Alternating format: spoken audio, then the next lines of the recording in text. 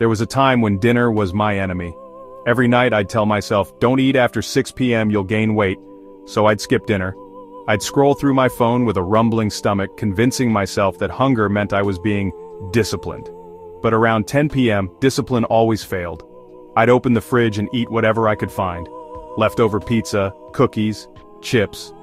The guilt would hit me like a wave, and I'd promise myself, tomorrow will be different. But tomorrow never was. It took me months to realize that dinner wasn't the problem. The way I treated food was. Skipping meals only made me binge later. Restricting myself too harshly made me crave unhealthy foods. My weight didn't drop, my energy was worse, and every night felt like a battle I couldn't win, so I decided to start over. What if instead of skipping dinner, I learned how to eat it the right way? That one question changed everything. I began experimenting with smaller portions. I remember one night I roasted some sweet potatoes, grilled a piece of salmon, and filled half my plate with broccoli and spinach. It wasn't fancy, but it felt satisfying and light. For the first time I went to bed without feeling bloated or hungry. The next morning I woke up refreshed.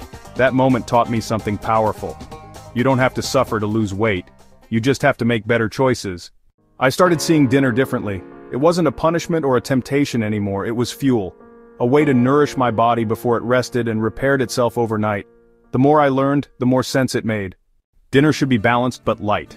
Half your plate filled with vegetables, a fist-sized portion of lean protein like chicken, tofu, or fish, and a small serving of complex carbs. That simple combination transformed my evenings. I also realized carbs weren't the villain I thought they were.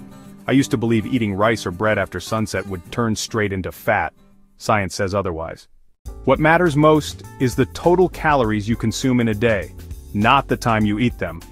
Choosing slow-digesting carbs like quinoa or sweet potatoes gave me steady energy without the crash. Another trick that saved me from overeating was adding volume with vegetables. A big plate of roasted carrots, zucchini, and spinach made me feel full, even though it was low in calories. It was like a cheat code for my brain. My plate looked full, my stomach felt satisfied, and I wasn't secretly counting the minutes until my next snack. Speaking of snacks, late-night cravings were my biggest enemy.